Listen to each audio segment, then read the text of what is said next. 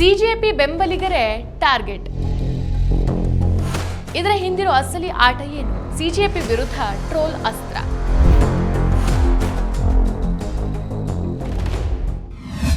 ನಮಸ್ಕಾರ, ಈ ದಿನಕ್ಕೆ ಸ್ವಾಗತ. ನಾನು ಶ್ರೀಯಂ ಪವಿತ್ರ. ಸೋಷಿಯಲ್ ಮೀಡಿಯಾಗಳಲ್ಲಿ ಇತ್ತೀಚಿನ ದಿನಗಳಲ್ಲಿ ರಾಜಕೀಯ ಚರ್ಚೆಗಳು ಕೇವಲ ವಾದ ವಿವಾದಗಳಾಗಿ ಉಳಿದಿಲ್ಲ, ಬದಲಿಗೆ ಅವರು ಒಂದು ತೀವ್ರ ಸ್ವರೂಪದ ಟ್ರೋಲ್ಗಳಾಗಿ ಬದಲಾಗ್ತಾ ಇದೆ. ಸದ್ಯಕ್ಕೆ ನೆಟ್ಟಿಗರ ಗಮನ ಸೆಳೆದಿರೋದು ಸಿಜೆಪಿ ಪಕ್ಷ ಮತ್ತು ಅದರ ಬೆಂಬಲಿಗರನ್ನ ಗುರಿಯಾಗಿಸಿಕೊಂಡು ನಡೀತಾ ಇರುವಂತಹ ಒಂದು ನೆಗೆಟಿವ್ ಪ್ರಚಾರಗಳು. ಸಿಜೆಪಿಯನ್ನ ಬೆಂಬಲಿಸೋರನ್ನ ಅರ್ಜೆಂಟಲ್ಲಿ ಹುಟ್ಟಿದವರು ಅಥವಾ ಹಿಂದೆ ಮುಂದೆ ಗೊತ್ತಿಲ್ಲದೇನೆ ಪಕ್ಷಕ್ಕೆ ಜೈ ಅಂತ ಹೇಳೋರು ಅಥವಾ ಬುದ್ಧಿ ಇಲ್ಲದೆ ಇರೋರು ಅಂತ ಕರೀತಾ ತೀವ್ರವಾಗಿ ನಿಂದಿಸಲಾಗ್ತಾ ಇದೆ. ಆದರೆ ಈ ಇಡೀ ಬೆಳವಣಿಗೆಯನ್ನು ಸೂಕ್ಷ್ಮವಾಗಿ ಗಮನಿಸಿದ್ರೆ ಒಂದು ರೋಚಕ ಸತ್ಯ ಹೊರಗೆ ಬರುತ್ತೆ. ಅದೇನು ಅಂತಂದ್ರೆ, ಈ ಕಾಕ್ರೋಚ್ ಜನತಾ ಪಾರ್ಟಿಯ ವಿರುದ್ಧ ಸಾಮಾಜಿಕ ಜಾಲತಾಣಗಳಲ್ಲಿ ಅತಿ ಹೆಚ್ಚು ನೆಗೆಟಿವ್ ಪ್ರಚಾರ ಕೊಡ್ತಾ ಇರುವವರು ಮತ್ತು ಟ್ರೋಲ್ ಮಾಡ್ತಾ ಇರೋರು ಬೇರೆ ಯಾರೂ ಅಲ್ಲ, ಬಿಜೆಪಿ ಬೆಂಬಲಿಗರು. ಪ್ರಜಾಪ್ರಭುತ್ವದಲ್ಲಿ ಹೊಸ ಆಲೋಚನೆಗಳು ಅಥವಾ ಹೊಸ ಪಕ್ಷಗಳು ಹುಟ್ಟುಕೊಂಡಾಗ ಅವುಗಳನ್ನು ವಿಮರ್ಶಿಸೋದು ಸಹಜ. ಆದರೆ ವ್ಯವಸ್ಥಿತವಾಗಿ ಒಂದು ಗುಂಪನ್ನು ಗುರಿಯಾಗಿಸಿಕೊಂಡು ದಾಳಿ ಮಾಡೋದ್ರ ಹಿಂದೆ ಒಂದು ರೀತಿಯ ಒಂದು ಅಸುರಕ್ಷತೆಯ ಭಾವ ಎದ್ದು ಕಾಣಿಸುತ್ತೆ. ಯಾವ ಪೀಳಿಗೆ ಹಳೆಯ ರಾಜಕೀಯ ಚೌಕಟ್ಟನ್ನು ಮೀರಿ ಪ್ರಶ್ನೆ ಮಾಡೋಕೆ ಆರಂಭ ಮಾಡುತ್ತೋ ಆ ಧ್ವನಿಯನ್ನು ಅಡಗಿಸೋಕೆ ಈ ರೀತಿಯ ಟ್ರೋಲ್ ತಂತ್ರಗಳನ್ನು ಬಳಸಲಾಗತ್ತೆ. ಇಂದು ದೇಶ ಎದುರಿಸ್ತಾ ಇರುವಂತಹ ನೈಜ ಸಮಸ್ಯೆಗಳ ಕಡೆಗೆ ಒಮ್ಮೆ ಕಣ್ಣಾಯಿಸಿದ್ರೆ ನಮಗೆ ಆಘಾತಕಾರಿ ಸತ್ಯಗಳು ಕಾಣಿಸುತ್ತೆ. ಆದರೆ ಮುಖ್ಯವಾಹಿನಿಯ ಮಾಧ್ಯಮಗಳಲ್ಲಿ ಅವುಗಳ ಬಗ್ಗೆ ಚರ್ಚೆನೇ ನಡೆಯೋದಿಲ್ಲ. ದೇಶದ ಭವಿಷ್ಯವನ್ನು ನಿರ್ಧರಿಸುವ ನೀಟ್ ಪ್ರಶ್ನೆ ಪತ್ರಿಕೆ ಸೋರಿಕೆ ಹಗರಣದಲ್ಲಿ ಲಕ್ಷಾಂತರ ವಿದ್ಯಾರ್ಥಿಗಳ ಭವಿಷ್ಯ ಅಂಧಕಾರಕ್ಕೆ ದೂಡಲ್ಪಟ್ಟಿದೆ.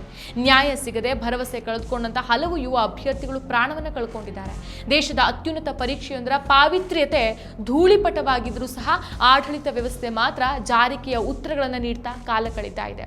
ಅಸರಾಂ ಬಾಪು, ರಾಮ್ ರಹೀಂನಂತಹ ಗಂಭೀರ ಅತ್ಯಾಚಾರದ ಅಪರಾಧ ಹೊತ್ತು ಜೈಲು ಸೇರಿರುವಂತಹ ಅಪರಾಧಿಗಳು ರಾಜಾರೋಷವಾಗಿ ಪೆರೋಲ್ ಮೇಲೆ ಹೊರಗೆ ಬರ್ತಿದ್ದಾರೆ. ಅವರು ಜೈಲಿನಿಂದ ಹೊರಗೆ ಬಂದು ಏನೋ ಒಂದು ವೆಕೇಶನ್ಗೆ ಬಂದಂಗೆ ಎಂಜಾಯ್ ಮಾಡ್ತಾ ಇರುವಂತೆ ಮಜಾ ಮಾಡ್ತಾ ಇದ್ರೆ ಸಾಮಾನ್ಯ ಜನರಿಗೆ ಕಾನೂನಿನ ಮೇಲೆ ನಂಬಿಕೆ ಇರೋಕೆ ಸಾಧ್ಯನಾ? ಗೌರವ ಇರೋಕೆ ಸಾಧ್ಯನಾ?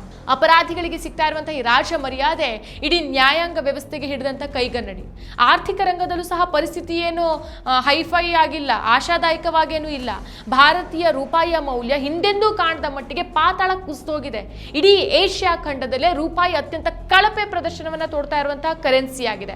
ಇಂಧನ ಬೆಲೆ ಏರಿಕೆ, ನಿರುದ್ಯೋಗ, ಹಣದುಬ್ಬರದಿಂದ ಸಾಮಾನ್ಯ ಜನರ ಬದುಕು ದುಸ್ತರವಾಗ್ತಾ ಇದ್ರು ಸಹ ಇದ್ರ ಬಗ್ಗೆ ಸಂಸತ್ತಲ್ಲಾಗ್ಲಿ ಅಥವಾ ಸಾರ್ವಜನಿಕ ವೇದಿಕೆಗಳಲ್ಲಾಗ್ಲಿ ಯಾವುದೇ ರಚನಾತ್ಮಕ ಚರ್ಚೆಗಳು ನಡೀತಾ ಇಲ್ಲ. ಅಷ್ಟೇ ಯಾಕೆ, ಅತ್ಯಾಚಾರ ಆರೋಪದಲ್ಲಿ ಜೈಲು ಸೇರಿದ ನಂತರ ಬಿಡುಗಡೆ ಆದವರನ್ನ ಶಾಲು ಹೊದಿಸಿ ಹಾರ ತುರಾಯಿ ಹಾಕಿ ಸನ್ಮಾನ ಮಾಡ್ತಿದ್ದಾರೆ. ಇದನ್ನ ಪ್ರಶ್ನಿಸುವವರು ಯಾರು ಇಲ್ಲ. ಸ್ವಾತಂತ್ರ್ಯ ಹೋರಾಟ ಒಂದು ಕಥೆಯಲ್ಲ, ಮರೆಮಾಚಿದ ಹೋರಾಟಗಳ ಅನಾವರಣ. ಭಾರತದ ಸ್ವಾತಂತ್ರ್ಯ, ಕರ್ನಾಟಕದ ಏಕೀಕರಣ ಒಂದೇ ಹೋರಾಟದ ಎರಡು ಮುಖಗಳು. ಜೈ ಹಿಂದ್, ಜಯ ಕರ್ನಾಟಕ ವಿಶೇಷಾಂಕ ಈಗಲೇ ಓದಿ ಹಂಚಿಕೊಳ್ಳಿ.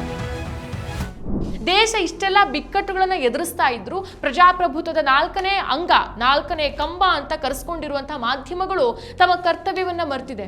ಇಂದಿನ ಬಹುತೇಕ ಮುಖ್ಯವಾಹಿನಿಯ ಮಾಧ್ಯಮಗಳು ಸರ್ಕಾರವನ್ನು ಪ್ರಶ್ನಿಸುವ ಧೈರ್ಯವನ್ನೇ ತೋರಿಸ್ತಾ ಇಲ್ಲ. ಜನಸಾಮಾನ್ಯರ ಪರವಾಗಿ ಧ್ವನಿ ಎತ್ತೋ ಬದಲು ಕೇವಲ ಸರ್ಕಾರದ ಪರ ಪ್ರಚಾರ ಮಾಡುವಂತಹ ಗೋಧಿ ಮೀಡಿಯಾಗಳಾಗಿ ಬದಲಾಗಿದೆ.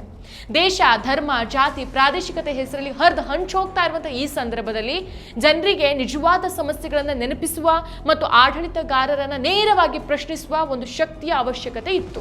ಬಹುಶಃ ಆ ಜಾಗವನ್ನ ಇವತ್ತು ಸಿಜೆಪಿ ತುಂಬ್ತಾ ಇದೆ ಅಂತ ಅನ್ಸುತ್ತೆ. ಸೊ ಸಿಜೆಪಿ ಮುಂಬರೋ ಚುನಾವಣೆಗಳಲ್ಲಿ ಸ್ಪರ್ಧಿಸತ್ತೋ ಇಲ್ವೋ, ಗೆಲ್ಲತ್ತೋ ಸೋಲತ್ತೋ ಅದು ಸದ್ಯಕ್ಕೆ ಅಪ್ರಸ್ತುತ. ಆದರೆ ಆ ಪಕ್ಷ ಇವತ್ತಿನ ಯುವಜನರ ಆಕ್ರೋಶದ ಮತ್ತು ಹತಾಶೆಯ ಧ್ವನಿಯಾಗಿ ಕೆಲಸ ಮಾಡ್ತಾ ಇದೆ ಅನ್ನೋದನ್ನ ಯಾರೂ ನಿರಾಕರಿಸೋಕೆ ಸಾಧ್ಯ ಇಲ್ಲ. ಗೋಧಿ ಮಾಧ್ಯಮಗಳು ಕೇಳೋಕೆ ಹೆದರುವಂಥ ಪ್ರಶ್ನೆಗಳನ್ನ ಸಿಜೆಪಿ ಇವತ್ತು ಮುಂಚೂಣಿಯಲ್ಲಿ ನಿಂತ್ಕೊಂಡು ಕೇಳ್ತಾ ಇದೆ. ಇವತ್ತು ದೇಶಕ್ಕೆ ಭಜನೆ ಮಾಡೋರ ಅಗತ್ಯ ಇಲ್ಲ, ಬದಲಿಗೆ ತಪ್ಪುಗಳನ್ನ ತಪ್ಪು ಅಂತ ಬೆರಳು ಮಾಡಿ ತೋರಿಸೋರ ಅಗತ್ಯ ಇದೆ. ಪ್ರತಿಯೊಬ್ಬ ನಾಗರಿಕನಿಗೂ ಸಹ ಸರ್ಕಾರದ ನಿರ್ಧಾರಗಳನ್ನ ಪ್ರಶ್ನಿಸೋಕೆ ಶುರು ಮಾಡಿದಾಗ ಮಾತ್ರ ದೇಶದಲ್ಲಿ ನಿಜವಾದ ಬದಲಾವಣೆ ಸಾಧ್ಯ. ಸಿಜೆಪಿಯನ್ನು ಬೆಂಬಲಿಸುವಂತ ಯುವ ಸಮೂಹ ಮಾಡ್ತಾ ಇರೋದು ಅದನ್ನೇ. ಸೊ ಅವರು ಕೇವಲ ಒಂದು ಪಕ್ಷವನ್ನು ಆರಾಧಿಸ್ತಾ ಇಲ್ಲ, ಬದಲಿಗೆ ಆ ಪಕ್ಷದ ಮೂಲಕ ವ್ಯವಸ್ಥೆಯ ವಿರುದ್ಧ ತಮ್ಮ ಅಸಮಾಧಾನವನ್ನು ಹೊರಹಾಕ್ತಿದ್ದಾರೆ. ಇನ್ನು ಒಂದಿಷ್ಟು ರೀಲ್ಗಳಲ್ಲಿ ನಾನು ಸಹ ನೋಡಿದ್ದೇನೆ, ಇದನ್ನ ಆಪ್ ಅವ್ರೇನೋ ಆಪ್ ಅವರಿಂದ ಏನೋ ಇದು ಬಂದಿದೆ ಅಥವಾ ಆಪ್ ಅವರು ಸಹ ಇದನ್ನ ಸಪೋರ್ಟ್ ಮಾಡ್ತಿದ್ದಾರೆ, ಕಾಂಗ್ರೆಸ್ ಸಪೋರ್ಟ್ ಮಾಡ್ತಿದ್ದಾರೆ, ಹಾಗಾಗಿ ಕಾಂಗ್ರೆಸ್ ಇದಕ್ಕೆ ಫಂಡಿಂಗ್ ಮಾಡ್ತಾ ಇದೆ, ಏನೇನೇನೋ ರೀಲ್ಸ್ಗಳು ಬರ್ತಾ ಇದೆ. ಆಡಳಿತ ಪಕ್ಷದಲ್ಲಿ ಯಾರಿದ್ದಾರೆ? ಆಡಳಿತ ಪಕ್ಷದಲ್ಲಿ ಇರೋದು ಬಿಜೆಪಿ ಅಲ್ವಾ? ಆಬ್ವಿಯಸ್ಲಿ ಬಿಜೆಪಿಗೆ ಅಲ್ವಾ ಪ್ರಶ್ನೆ ಕೇಳೋದು. ಇದೊಂದು ಕಾಮನ್ ಸೆನ್ಸು. ಇದನ್ನ ಯಾರು ಫಂಡ್ ಮಾಡ್ತಿದ್ದಾರೆ, ಏನೇನೇನೋ ನಾನ್ ಸೆನ್ಸ್ ಚರ್ಚೆಗಳು ಚರ್ಚೆಗಳು ನಡೆಯುತ್ತೆ. ಸೊ ಅಧಿಕಾರದಲ್ಲಿರೋರನ್ನ ಪ್ರಶ್ನಿಸೋದು ದೇಶದ ಪ್ರಗತಿಗೆ ಪೂರಕನೇ ಅಲ್ವಾ? ಅದು ಪೂರಕವಾಗಿಯೇ ಇರುತ್ತೆ ಹೊರತು ಮಾರಕವಾಗಿರೋದಿಲ್ಲ. ಸೊ ಪ್ರಜಾಪ್ರಭುತ್ವ ಜೀವಂತವಾಗಿರ್ಬೇಕು ಅಂತಂದ್ರೆ ವಿರೋಧ ಪಕ್ಷಗಳಷ್ಟೇ ಬಲವಾಗಿ ಜನಸಾಮಾನ್ಯರ ಧ್ವನಿಯೂ ಇರಬೇಕಾಗತ್ತೆ. ದುರದೃಷ್ಟವಶಾತ್ ಸದ್ಯದ ರಾಜಕೀಯ ಪರಿಸ್ಥಿತಿಯಲ್ಲಿ ಯಾರು ಸರ್ಕಾರದ ನೀತಿಗಳನ್ನು ಟೀಕಿಸ್ತಾರೋ ಅವರು ಅಥವಾ ದೇಶದ ಆರ್ಥಿಕ ಸಾಮಾಜಿಕ ಪರಿಸ್ಥಿತಿ ಬಗ್ಗೆ ಕಳವಳನ್ನ ವ್ಯಕ್ತಪಡಿಸ್ತಾರೋ ಅವರನ್ನ ದೇಶದ ವಿರೋಧಿಗಳಂತೆ ಚಿತ್ರಿಸುವಂತ ತಪ್ಪು ಪ್ರಯತ್ನಗಳು ನಡೀತಾ ಇದೆ. ಅಂಥವ್ರನ್ನ ದೇಶದ್ರೋಹಿಗಳು ಅಂತ ಕರೆದು ಬಿಡ್ತಾರೆ. ಆಡಳಿತ ಪಕ್ಷದ ಅಂಧಾಭಿಮಾನದಲ್ಲಿ ಮುಳುಗಿರುವಂಥ ಕೆಲವರು ದೇಶದ ಹಿತಾಸಕ್ತಿಗಿಂತ ಪಕ್ಷದ ಹಿತಾಸಕ್ತಿನೇ ದೊಡ್ಡದು ಅಂತ ಭಾವಿಸ್ತಾರೆ. ಇಂಥವರೇ ನಿಜವಾದ ದೇಶದ್ರೋಹಿಗಳು. ದೇಶ ಎದುರಿಸ್ತಾ ಇರುವಂಥ ನೈಜ ಬಿಕ್ಕಟ್ಟುಗಳನ್ನು ಮುಚ್ಚಿಡೋಕೆ ಪ್ರಯತ್ನಿಸುವಂಥ ಇಂಥ ಮನಸ್ಥಿತಿಗಳೇ ವಾಸ್ತವದಲ್ಲಿ ದೇಶದ ಐಕ್ಯತೆಗೆ ಮತ್ತು ಪ್ರಗತಿಗೆ ದೊಡ್ಡ ಧಕ್ಕೆಯನ್ನು ಉಂಟು ಮಾಡ್ತಾ ಇದೆ. ದೇಶ ಪ್ರೇಮ ಅಂತಂದ್ರೆ ಕೇವಲ ಘೋಷಣೆಗಳನ್ನು ಕೂಡ್ಕೊಂಡು ಓಡಾಡೋದಲ್ಲ, ದೇಶದ ಒಳಗಿರುವಂಥ ಲೋಪದೋಷಗಳನ್ನು ತಿದ್ದೋಕೆ ಧ್ವನಿ ಎತ್ತೋದು. ಯುವಜನ ಇವತ್ತು ರಾಜಕೀಯವಾಗಿ ಜಾಗೃತರಾಗ್ತಿದ್ದಾರೆ. ಅವರು ಕೇವಲ ಸಾಮಾಜಿಕ ಮಾಧ್ಯಮಗಳ ಟ್ರೋಲ್ಗಳಿಗೆ ಹೆದರಿ ಸುಮ್ಮನೆ ಕೂರ್ತಾ ಇಲ್ಲ. ಸೊ ಸಿಜೆಪಿ ಅನ್ನೋದು ಕೇವಲ ಒಂದು ರಾಜಕೀಯ ಪಕ್ಷವಾಗಿ ಉಳಿಯದೆ ಅದೊಂದು ಬದಲಾವಣೆಯ ಆಲೋಚನೆಯ ಹಾದಿಯಾಗಿ ರೂಪುಗೊಳ್ತಾ ಇದೆ. ಸೊ ಟ್ರೋಲ್ ಮಾಡುವವರು ಮತ್ತು ನೆಗೆಟಿವ್ ಪ್ರಚಾರ ಕೊಡುವವರು ತಾವು ಮಾಡ್ತಾ ಇರುವಂಥ ತಪ್ಪನ್ನು ಅರಿತುಕೊಳ್ಬೇಕಾದಂಥ ಸಮಯ ಕೂಡ ಇದೆ. ನೋಡಿ, ಯೋಚನೆ ಮಾಡಿ. ಸೊ ವ್ಯವಸ್ಥಿತವಾಗಿ ಹರಡಲಾಗ್ತಾ ಇರುವಂಥ ಸುಳ್ಳುಗಳು ಮತ್ತು ನಿಂದನೆಗಳ ನಡುವೆನೂ ಸಹ ಸತ್ಯವನ್ನ ಮಾತಾಡುವಂಥ ಧ್ವನಿಗಳು ಎಂದಿಗೂ ಸಹ ಅಡಗೋದಿಲ್ಲ.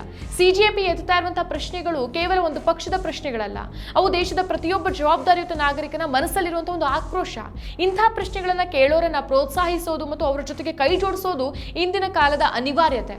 ಸೊ ಇಂದಿನ ಯುವಜನರ ಈ ವೈಚಾರಿಕ ಜಾಗೃತಿನೇ ಭವಿಷ್ಯದ ಭಾರತಕ್ಕೆ ದಾರಿದೀಪ ಆಗತ್ತೆ. ಮತ್ತಷ್ಟು ವಿಶೇಷ ವಿಡಿಯೋಗಳನ್ನು ನೋಡಲು ಮತ್ತು ಹೊಸ ವಿಡಿಯೋಗಳ ಬಗ್ಗೆ ತಿಳಿಯಲು EDina.com ಯೂಟ್ಯೂಬ್ ಚಾನೆಲ್ ಸಬ್ಸ್ಕ್ರೈಬ್ ಮಾಡಿ ಮತ್ತು ಬೆಲ್ ಐಕಾನ್ ಕ್ಲಿಕ್ ಮಾಡಿ.